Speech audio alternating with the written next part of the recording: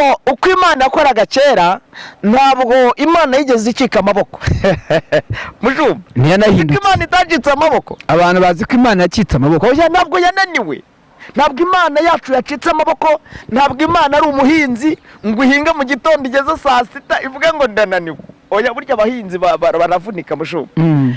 Imana yacu ntabwo ari umuhinzi. Nta nubwo Imana ari umuyede ngo iterure ibuye. Yumvira remerewe.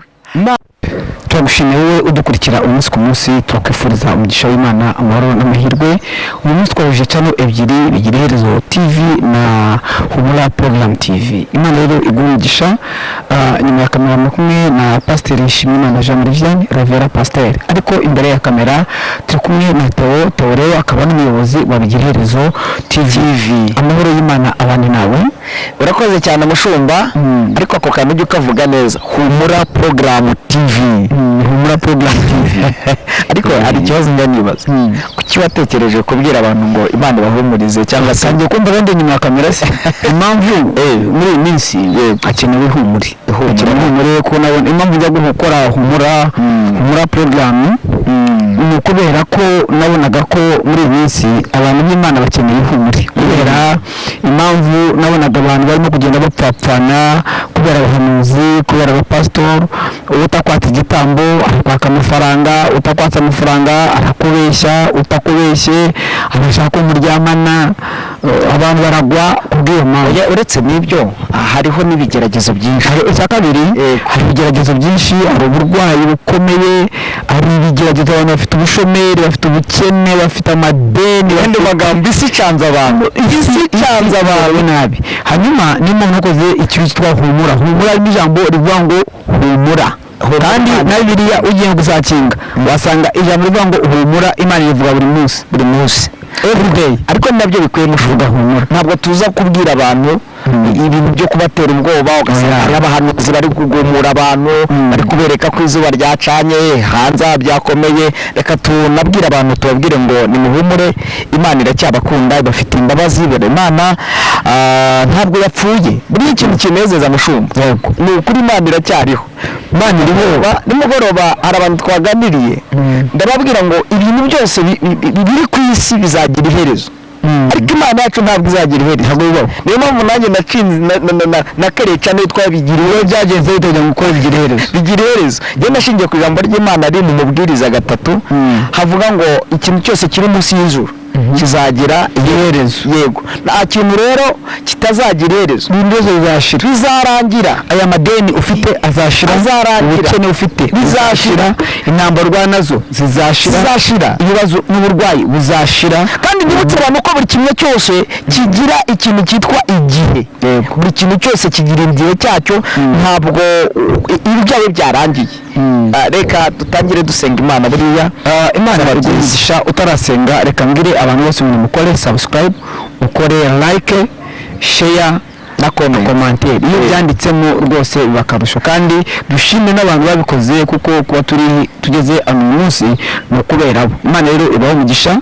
Reka usenge Imana hanyuma ukomeze. Reka dusenga Imana. Bazaniye iki? Murahishiwe cyane, kandi ndumva umwuka w'Imana ari muri jyewe kugira ngo tuvugane ijambo ry'Imana. Turagushimiye Mwami Yesu, tugushimiye ko dukunda, tugushimiye ko ukunda abantu bawe. Ndakunda kubwira abantu ko Imana itazatuvugunyanga. Abantu batureka, ariko wowe ntiwatureka kubera urukundo dukunda. Twicajwe hano imbere ya kamera za Humura Program TV ndetse na Bigira Iherezo TV ngo tubwire abantu neza yawe, dushingiye ku mirimo yawe wakoze. Ubu turakubwira ko hari ibyo wadukoreye, tunagushimira Mwami. Uri Imana nziza, uri Imana ibeshaho. Ntukabure icyubahiro tungana gutya, ntukabure icyubahiro abakunzi ba Program TV, ba Humura Program TV bahari, ntukabure icyubahiro abakunda Bigira Iherezo TV bahari. Twese twibutse ineza yawe, turavuze ngo nuhabwe icyubahiro Mwami.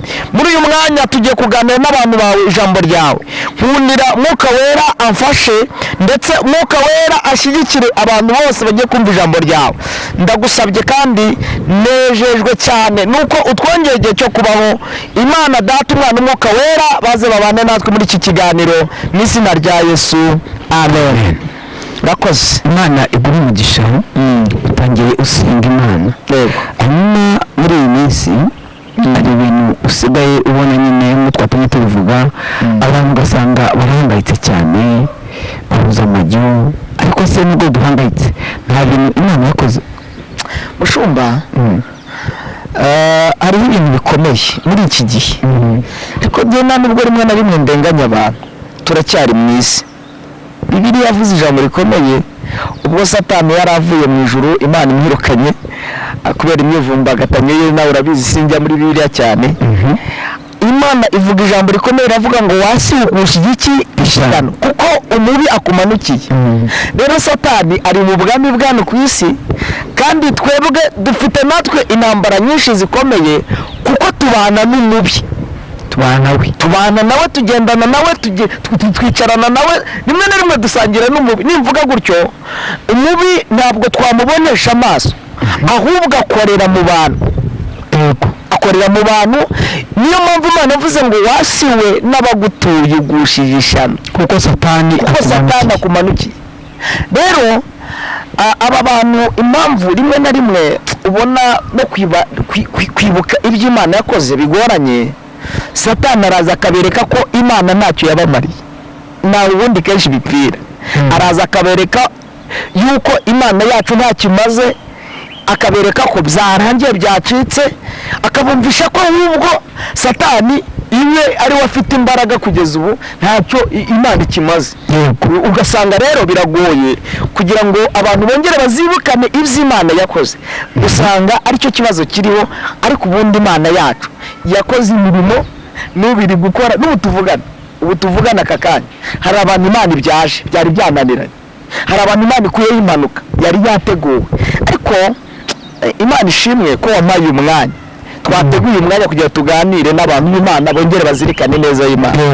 Ni ukuri mushumba, ibihe biragoye, ariko byagora byagira, Imana yacu iracyafite imbabazi, kandi Imana yacu iracyakunda abayo.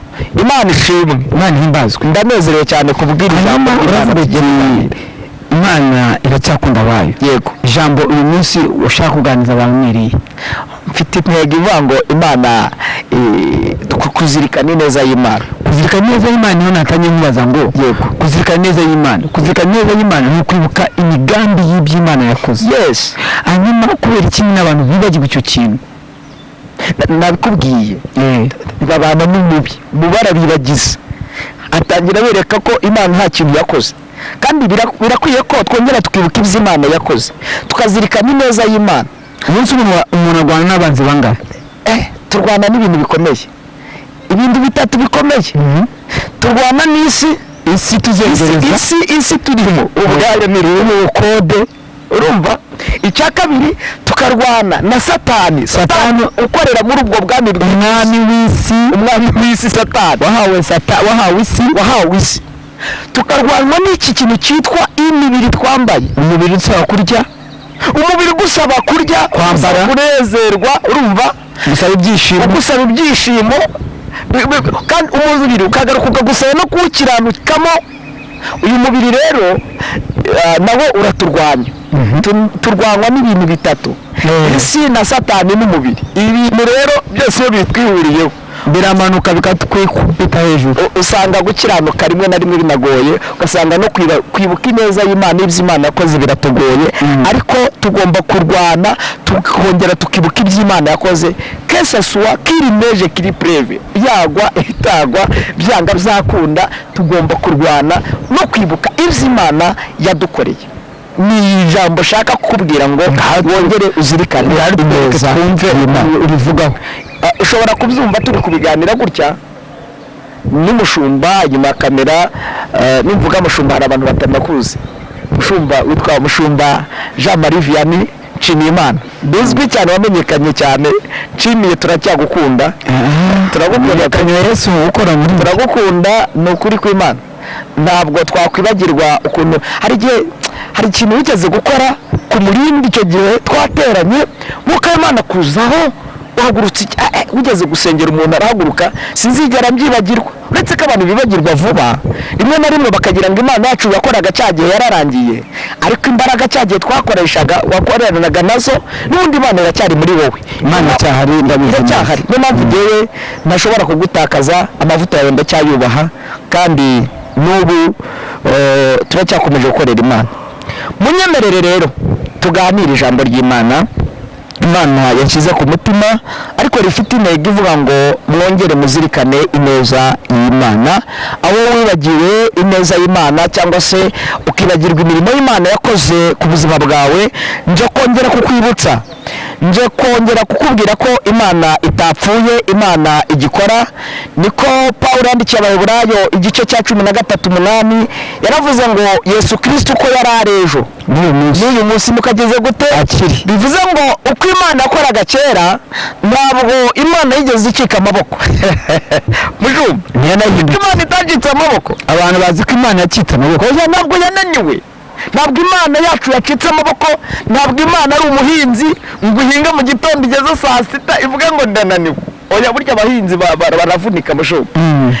Imana yacu ntabwo ari umuhinzi, nta nubwo Imana ari umuyede ngo iterure ibuye yumva iraremerewe.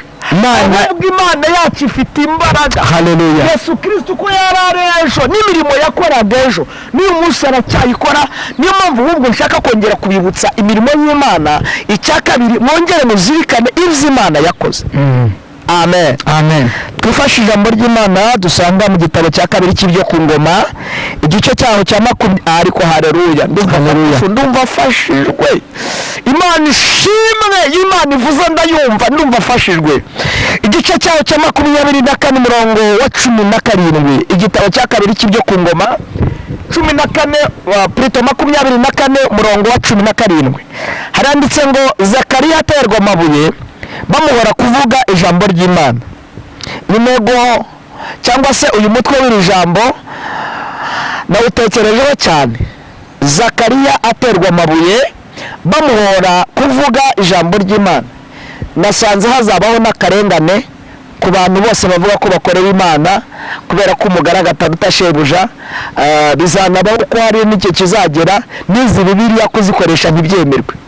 Hazabaho igihe cyitwa karengane ku bantu bavuga ko bakorera Yesu. Ibi bintu bazabyitege, mbivuze hakiri kare. Ijambo ry'Imana niryo ribyerura. Hanyuma Zakariya we rero yatewe amabuye bamuhora kuvuga ijambo ry'Imana, kuko umugaragata utashebuja na Yesu Kristo harawe yigeze kugera arangije atangiye kubwiriza, rimwe na rimwe batangira kumwita umukuru wa Yezebuli cyangwa abadayimoni. Urumva ko nta kidasanzwe. Rero munyemerere twifashishije ijambo ry'Imana, ariko tuze kurihuza n'intego ivuga ngo tuzirikane ineza y'Imana. Bibiliya ivuze ngo nuko Yehoyada apfuye, ibikomangoma by'Abayuda biraza biramya umwami arabumvira, bareka inzu y'Uwiteka Imana ya ba sekuruza, bakorera ibishushanyo bya Shera n'ibindi bishushanyo. Umujinya uza ku Bayuda n'i Yerusalemu ku bw'icyo gicumuro cyabo. Nyamara Imana iboherereza abahanuzi bo kubagarura ku Uwiteka, bakajya babahamya ibyaha ariko bo ntibabatega amatwi. Umwuka w'Imana aza kuri Zakariya mwene Yehoyada w'umutambyi, ahagarara haruguru y'abantu arababwira ati, uku niko Imana ivuze, niki kibabuza, niki gituma mucumura amategeko y'Uwiteka bikababuza kubona umugisha? Ariko rero mwaretse Uwiteka, nawe nicyo cyamuteye kubareka. 21 aravuze ngo baramugambanira. Nibutse abantu ko akagambane katajuru. Baramugambanira bamuterera amabuye mu rugo rw'inzu y'Uwiteka kubw'itegeko ry'umwami. Uku niko umwami Yowasi atazirikanye ineza Yehoyada se wa Zakariya yamugiriye, akamwicira umwana. Ubwo yapfaga aravuga ati, Uwiteka abirebe abyiture. Dusubiramo uyu murongo wa 21. Mushumba ndafashijwe, sinzi amavuta numva ndimo nimba naho yari. Haleluya. Bibiliya iravuze ngo baramugambanira. Mama, birashoboka kuri kugambanirwa. Ntabwo akagambane kaje papa. Hari abantu bari kugambanira abandi. abantu bakakugambanira wari ugiye kubona akazi mukadepoza mwese bakavuga ko wowe nta kintu ushoboye bakakugambanira akazi ukakabura bakakagukuraho. wowe ufite umubosi ukwikundira ishyari rikabuzura barangiza bakaguteranya na bosi wawe kubera akagambane. wari uzi ko no mu murimo w'Imana habamo akagambane, abantu bakagambanirana. njya mbibona no ku mashusho media, ugasanga abapasiteri bari kutongana, ugasanga abaririmbyi barahanganye, ugasanga akagambane kabaye kenshi. ntabwo rero ibi bintu byose byitwa akagambane b'ijuru, ibi byose bikorwa n'umubi kubera ishyari rya Satani. akagambane kaza gaturutse ku cyo bita ishyari, turaza kubyumva. kandi biravuze ngo baramugambanira bamuterera amabuye mu rugo rw'inzu y'Uwiteka ku bw'itegeko ry'umwami. Bibiliya iravuze ngo uku niko umwami Yowasi atazirikanye neza Yehoyada se wa Zakariya yamugiriye akamwicira umwana ubwo yapfaga. aravuga ngo Uwiteka birebe abyiture. kubera iki? Yowasi nigeze yibuka ineza yagiriwe na Yehoyada. ndaza kubasobanurira niturangiza gusoma Bibiliya. Imana iza kumfasha kandi Mwuka Wera ambe hafi, ndabizi neza ko Imana iza kumfasha. Yesaya, twumve andi magambo y'Imana tuze kuyahuza dukuremo intego y'Imana hanyuma dusenge. Yesaya igice cya 63 umurongo w'9 haranditse ngo yababaranye nabo mu mibabaro yabo yose, na marayika uhora imbere ye yajyaga abakiza. urukundo rwe n'imbabazi bye nibyo byamuteye kubacungura. yarabateruraga akabereka iminsi yose ya kera, ariko baragoma bababaza Umwuka we wera, bituma ahinduka umwanzi wabo ndetse ubwo arwana nabo. yababaranye nabo. Shumba, ndashaka kubanza kwibutsa abantu ineza y'Imana. nibutsa abantu ndafashijwe, iyo mfashijwe ndarira. mwihangane, iyo mfashijwe numva narira. iri jambo Imana irima ryanyoye, numva ndafashijwe, numva ibintu byiza, numva utuntu tw'udushagarira, numva umuriro wanzamutse, numva ndaryohewe. Bibiliya iravuze ngo Imana ubwayo Mushumba yababaranye n'Abanyarwanda, Imana yababaranye n'abazungu, Imana yababaranye n'abirabura, ikajya igenda ibagirira neza. ugiye kuburara Imana irakugaburira. reka funge Bibiliya mvuge Yesu. ubundi ni wahandi n'ubundi abantu bari kuvuga nabi abagenzi babo, abandi bari gusebanya, bari kugambanirana. jewe ntabwo kinyicaga kwivugira Yesu. Yesu nabona ko ari ngombwa muza n'ibirayi. ejo hari icyigisho nigishije umugabo bita Prince Robert Mungu w'Imana, mbaje ikibazo Mushumba, arambaza ngo kwisengero bazifunze, noneho bakaba bavugaga ko mutunzwe ngo n'amaturo n'ibiki byose muzongera kuvugirayo. ndamubwira ngo ntabwo isengero zafunzwe, ntabwo isengero zafunzwe. nibutse abantu ko nimba ubona iwabo waba uraye, ntabwo abantu bose baraye ubusa. nimba udasenga, ntabwo abantu bose bariho batagisenga. nimba utuzura Umwuka Wera, hari abantu batuzura Umwuka Wera. nimba wiriwe ubusa, hari abantu saa sita bariye banasaguye. mu yandi magambo, ntabwo isengero bazifunze. ineza y'Imana. Amen. Amen. ndashaka kugaruka ku neza y'Imana. Imana ishimwe. maze kumusubiza icyo kibazo, ndashaka kugaruka ku kintu cyitwa ko Imana igihe dufitiye neza nk'imbabazi. Imana ishimwe. Yesaya rero ahanuye amagambo akomeye, ariko kandi Imana ubwayo hagaragaramo ikintu Imana yakoze ubwayo. Imana yakoze imirimo ikomeye. Imana yaraje ibana natwe mu gihe cyari kitatworoye. Imana iradushyigikira. ntabwo Imana yigeze itujugunyanga. kundi ijambo rivuga ngo ntabwo Imana izatujugunyanga. Yesaya 49:15 ukuntu Imana yavuze, yarivugiye ngo mbese umugore yakwibagirwa umwana yonsa nababarire uwo yibyariye? ntabwo bibaho. niko Imana yabajije. yamwibagirwa yanamuta umuntu we yabikora, birashoboka. Bibiliya iravuga ngo ariko njyewe Uwiteka ntabwo nzabibagirwa, sinzabata, sinzanabahaza. bigaragaza urukundo rw'Imana n'imirimo Imana ikorera bene. abantu bakwirengagiza ariko Imana ntiyakwirengagiza, abantu bakujugunya ariko Imana ntiyakujugunya, abantu bakwibagirwa ariko Imana ntiyakwibagirwa. Haleluya. Imana ishimwe. Amen. Ntabwo Imana yatwibagirwa ishingiye ku rukundo. Yaravuze ngo yababaranye nabo, Yesaya 63. Ni amagambo meza ahari bigaragaza imvune Imana yavunitse. Kubera iki? Reka tuganire gakeya dutuje twumve icyo Imana ivuze. Haleluya. Amen. Ingoma za kabiri igice cya 24:17 niho twasomye, turahasanga umugabo wita Yehoyada wari umutambyi.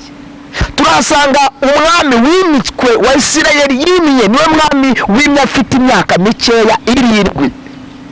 Ahariho hari n'ikibazo gikomeye muri iki gihe, usanga ibintu byose byivanze, kuko ubundi umuntu ari umwana akora iby'ubwana. Umuntu arabyuka mu gitondo ngo Imana ngo ivuganye nawe ngo ni umuhanuzi. Mushumba ntiyigeze yegera abashumba ngo bamwigishe, nta discipline cyangwa doctrine na etore ntayo yize, ariko ngo kuko ngo yarose ngo inzozi ngo araje ngo afashe mikoro cyangwa se ngo aragiye ngo agiye guhanurira abantu. Oya, ubundi umuntu ari umwana aba agomba no kubanza kwiga akigishwa n'abakuru n'ababyeyi.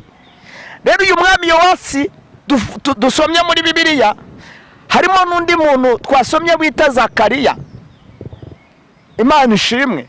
Twasomye n'abigishwa cyangwa se abayuda. Ndafashijwe Theoneste.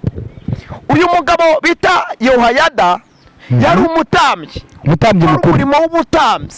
Abatambyi bubahwa wabari. Uyu mutambyi abashinzwe iki? Uyu mutambyi abagomba gutamba icyo bita ibitambo, ariko agahindukira akaba n'umujyanama mwiza. Akaba umujyanama agira inama abanyetorero. Uyu mutambyi rero yajyaga agira inama uyu mwami wimiye afite imyaka 7, asimbuye undi mwami wari uvuye ku ngoma. Imana ihimbaza. Ngo arangije Yehoyada ngo akajya yigisha umwami uko igihugu kigomba kuyoborwa. Akajya yigisha umwami Yowasi, akamubwira ngo iyo bavuga speech imbwirwaruhame ivugwa gutya, iyo babwiriza gutya, iyo burya bintu by'Imana bibamo cyo bita discipline. Akajya amwigisha muzehe. Yehoyada akora umurimo w'Imana, yimika uyu mwami, ariko kandi amugira n'inama, aramubwira ngo ingoma iyo yicayeho, iyo ufashe ubwami ugomba no gushyiraho umutwe ugomba kukurinda, kumenya, yes, kumuproteja. Ingabo ziganirizwa zitya, imipaka 7 itya. Mu yandi magambo amugira inama akiriho. Dore ikibazo cyabayeho rero. Hashize iminsi muzehe Yehoyada arapfa. Munkurikire mu nyumve, itorero ry'Imana rigari twigisha. Hashize iminsi muzehe arapfa. Yehoyada amaze gupfa, uyu mwami arangije akora ikosa rikomeye. Yowasi abigenza ati, ikintu cya mbere yakoze, yahise akuraho ikintu cyitwa ingoro z'Imana, inzu y'Imana, arangije arayihindanya, ahindanya inzu y'Imana ate abigenje ate Yowasi. Ikintu yakoze cya mbere kibi gikomeye, n'uyu munsi wa none nuza kukigenzura uraza gusanga ari izo ngaruka benshi dufite.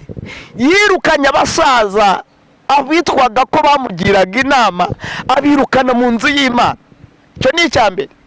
Icya kabiri, aho kera babikaga amaturo ndetse uko bajyaga bakora umurimo w'Imana, Yehoyada abikuraho, yishyiriraho ibye. Afite imbaraga za gisore, araza kubategeka ategekesheje ubwenge bwe n'imbaraga za gisore, kubera ko abitwaga ko ari abasaza yarabirukanye, abirukana mu nzu y'Imana. Ibintu byose arabihindura, azana guverinoma nshya yiwe yishakiye. Kandi ntabwo ariko muzehe yamubwiye Yehoyada, yari yaramugira inama amubwira ati kugira ngo uyobore igihugu ugomba kugira abajyanama, abasaza. Abayehova bo bagira ngo abo bita abasaza b'itorero. aba bantu bubahwe ni abantu b'ababyeyi, ni abantu bakomeye, aba bashumba, aba bantu bakuze nibo bantu. Ni ukuri mushumba, buriya igihugu cyabuze abajyanama kirarangira, kiba gipfuye. ntabwo ujya wumva se natwe iwacu hano mu Rwanda ukajya kumva muri guverinoma ngo umujyanama mukuru wa perezida wa repubulika. Icyo kintu ntabwo cyo agomba kuba umujyanama mukuru wa perezida. Agomba beho. Kuki perezida w'igihugu akenera umujyanama? Agomba beho. Noneho uwo iyo biteye wose rero abo bita abajyanama ntabwo yari abagikeneye, yabakuyeho, harabirukana, aravuga ati jyewe ndishoboye, ngo arangije ngo akuraho n'ibitereko by'amatabaza byose arajugunya. Inzu y'Imana iragenda irahindana, hinduka umusaka. inzu y'Imana irangirika, abantu inzu y'Imana bayikora uko bashaka. Abasengaga ibintu by'amasengesho barabikata, abaririmbyi batangira kuririmba bambaye ubusa, biga imico y'ahandi. Inzu y'Imana iragenda irahindana, kandi ntabwo ariko muzehe akiriho yamubwiye ko hari ukuntu bitwara abakozi b'Imana, abashumba, abapotre, hari ukuntu bitwara. Inzu y'Imana iragenda irangirika. Reka rero umwuka w'Imana, Imana ishimwe, ndashimira mwuka wera. Ntabwo umwuka wera azabyihorera, ntabwo Imana izarebera mushumba wowe ushumbye intama z'Imana, ntabwo Imana izabyihorera nimba utari kuyobora abantu ku gakiza, ntabwo Imana izabyihorera ukuri kuyobora itorero ry'Imana nabi, ntabwo Imana izabyihorera. Izahagurutsa abakozi b'Imana baze bakubwire, nutumva Imana izakwikubitira. Iki kintu mvuze abantu banyumve, ntabwo Imana izemera ko umurimo w'Imana upfapfana. Dore ikintu Imana yakoze, yahagurukije abahanuzi nka Pasiteri Shimiye, umuhanuzi mukozi w'Imana, ihagurutsa ba Theoneste, ihagurutsa abandi batandukanye mu gihugu, bakajya bagenda bagira inama Yowasi, bamubwira atari ko ibyo uri gukora sibyo. Yowasi rimwe umuhungu wa Yehoyada witwa Zakariya arahaguruka, umwuka w'Imana muzaho. Mwuka w'Imana avugana na Zakariya amubwira ngo genda ubwira umwami Yowasi ko ibyo ari gukora ntabyishimiye, ndi Imana yanze amafuti ya Yowasi, umwami ntahindura uburyo kubera yuko ndi Imana ibafuhiye. Mbega Yowasi, dore ikintu Yowasi yakoze. Yowasi ngo yahise atanga itegeko ryo kwica Zakariya, ngo abayuda bose 21 twasomye, ngo abayuda baramugambaniye, ntibigeze bumva ibyo ari kuvuga. Akagambane ni kajubu, nabivuze, bakambanira umukozi w'Imana. Muri iki gihe kirakomeye, baramugambanira kuko ari kuvuga ukuri mushumba. Abantu bari kuvuga ukuri kuri izi social media ntabwo bari kwemerwa, ahubwo rimwe na rimwe usanga rimwe babagambaniye bakanabakira mu magereza kuko bavuze ukuri. Ana yanjye birakomeye, barangije ngo avuga ukuri. Zakariya ngo baramugambanira, mba mu itorero rya Deperi nigeze nabonamo ibintu bikomeye bitandukanye. Abashumba bashobora kugambanirana, umwe bakamwirukana muri paruwasi kubera yuko habaye akagambane. Hari n'umuvugabutumwa nzi watezwe umugore, baramugambanira, bamuhagarika mu itorero, basa nkaho bamuciye, bamuteza umugore. Akagambane no mu nzu y'Imana karahari. Ibi ndabivuga ndi mu mwuka.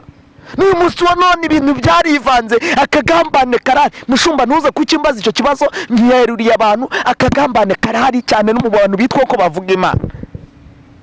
Bibiliya ivuze ngo baramugambanira, bamuterera amabuye mu rugo rw'inzu y'Imana, ngo mu gihe yari ari gushira mu mwuka. Bibiliya ivuze ngo uku niko umwami Yowasi yibagiwe. Ba Yowasi baribagiwe, abashumba baribagiwe, abapotre bibagiwe bari kurya impungure mu buhungiro, baribagiwe mushumba. Abanyarwanda turibagiwe, ndabivuga wenda mbizire, ndavuga ukuri mushumba, ndabivuga wenda mbizire, ndakumva. Ntabwo ndi buceceka, ntabwo twibutse iby'Imana yakoze. Abanyarwanda turibagiwe, abantu bibagiwe iby'Imana yadukoreye. Wenda akantu gato ushaka kwibutsa abantu, utekereze cyagiye turi kurya amavuta ya usa, turi inyuma y'ishyanga, abantu Imana ikatugaburira ibigori tutazi aho bituruka, ikaduha ibiryo bita iminyeganyege. abantu bariye iminyeganyege uyu munsi bongere bibuke. Abantu bishwe n'amacinya muri Kongo, mu Burundi, aho twari twaragiye duhunga. Abavandimwe bacu barapfuye mu gihe cyatambutse. Twebwe Imana iraturokora. Imana iturokora urupfu rukomeye. Wenda n'ubu iracyaturokora kandi izakomeza kuturokora, ariko twibuke abavandimwe bacu bapfuye mu gihe cya jenoside, baratashye. Tugira umugisha, twebwe Imana iraturokora, Imana itugarura mu gihugu cy'amata n'ubuki. None tumaze kurya, tumeze neza, twibagiye ibyo Imana akoze, turi kwitura Imana iki? Ibyaha. Mushumba, abantu bari kujya kugura ibyo bita ibibuno, bakambara ibibuno. Mwega amatwi munyumve, nta muntu ashaka kuba kuri taye Imana amuhaye. Ibibuno bari kubyambara. Abantu bari kusambana, abagabo bari guca inyuma abagore babo, abagore bagaca inyuma abagabo babo. Ibi bintu biraza gutuma Imana iturakarira. Dore ikintu kiza gutuma Imana irakara: twibagiwe aho Imana idukuye, twibagiwe ineza y'Imana, twibagiwe imvune Imana yavunitse. Ndaza kuzivugaho muri Yesaya. Imana ishimwe. Biravuze ngo uku niko umwami Yowasi atazirikanye neza y'Imana, cyangwa atazirikanye neza Yehoyada yamugiriye akiriho n'ibyo yamukoreye, arangije ngo amwicura umwana. Mu gihe Zakariya ari gupfa, yavuze ijambo rikomeye ashaka kubabwira mugomba kwitondera. Yaravuze ngo Uwiteka abireba abyiture. Haleluya. Abyiture. Imana nitutayitondera izatwitura ishingiye ku byo yadukoreye. Abantu banze kumva Imana, banze kumva ibyo Imana yakoze, ngo Uwiteka abireba agire gute? Abyiture. Abyiture. Imana idufashe. Haleluya. Haleluya. Haleluya. Haleluya. Imana idufashe. Torero ry'Imana, aho muherereye ku isi, uri muri Amerika umeze neza, Imana yagukuye mu Rwanda, wagiye bikomeye, wakinye green card, Imana kugeza muri Amerika, wari umurokore, ugezeyo utangiye kwiga imico y'abandi. Nyamara abantu bose bakina green card siko bose babafata. Ni Imana ibigucomoye mu bandi, yarangiza ikakuriza indege, wagera mu Burayi n'ahandi ugatangira ugahindura imico. Biteye Imana agahinda, ukibagirwa ibyo Imana yagukoreye. So na nyoko ntabwo bigeze burira indege, ariko warayuriye. Uri kwitura ubusambanyi, ubutinganyi n'ibindi. Ndabivuze, ibi niyo nabizira. Abantu bari gusambana, bari gutingana, isi yose igushije ishyano, ibyaha bibaye byinshi. Biraza gutuma Imana irakara. Dore ikintu giteye Imana uburakari rero, ni ikintu kimwe gikomeye. Mushumba, nawe unyumva, ikintu gituma Imana irakara, yego, ni imvune Imana yavunitse. Abantu bayiteho. Mushumba, imvune Imana yavunitse. Njya kukubwira ibintu bitatu Imana yadukoreye. Amen. Amen. Imana ikintu cya mbere yakoze, Imana yaratwimenyekanishije. Iratwibwira, itubwira iyo ari yo. Itubwira ko ari Imana yacu ubwayo bwite. Imana ishimwe. Imana iratwibwira, imaze kutwibwira, irangije ivugana natwe.